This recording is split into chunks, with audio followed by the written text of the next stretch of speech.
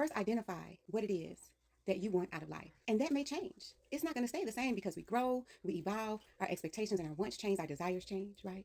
But at the core, your purpose stays the same. So identify what that looks like for you. Identify what you're willing to kind of, compromise on, and identify those hard no's. Like, I'm here, this is what I want. And let that be known to people around you.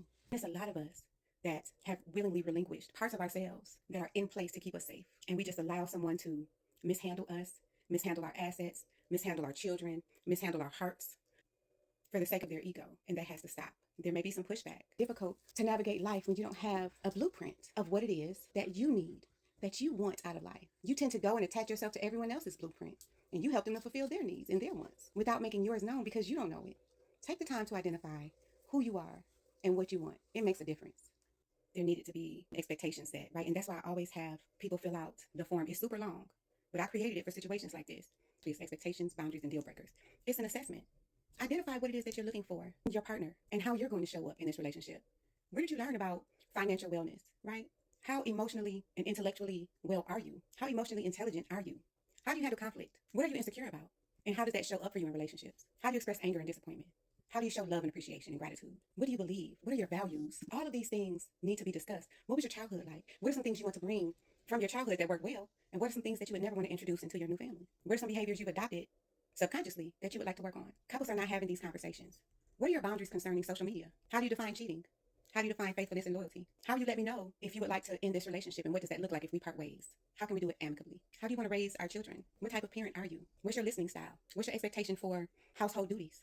What are you willing to do? And what am I willing to do? And who is standing in the gap in those moments when we can't perform the duties that we signed up for or that we're expected to do? What if one of you gets sick? Do you feel safe with your partner? Do you feel safe and secure enough to trust that your partner would take care of you if you became terminally ill? Would they stay by your side? Would they nurse you back to health? Who's the beneficiary? Do you have a will? What are your desires for how you want to be handled if you did become sick?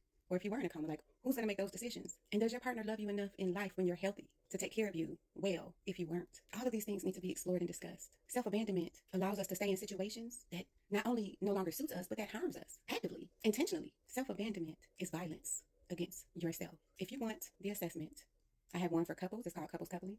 And I have one for spouses. It's called Mastering Marriage. And I have single people take it too so that you can set the precedent of how you want to show up, not just in a relationship, but for yourself. I have one for friendships. What are your expectations here? What are you willing to accept? Our trauma can blind us, but it can help us to see as well. Because when we show up as our full selves, happy, healthy, and whole, it makes a difference, not just for us, but for our environment, for our community. And while that's not a priority, and that's not what this video is about, I know that will motivate some of you more than just showing up for yourself. And that alone is an issue. But I have to put in there that other people will benefit from you taking care of yourself. We shouldn't even have to do that, but here we are. That's my 2 cents. Take it or leave it, it's free. Join our mailing list today. The link is in the bio.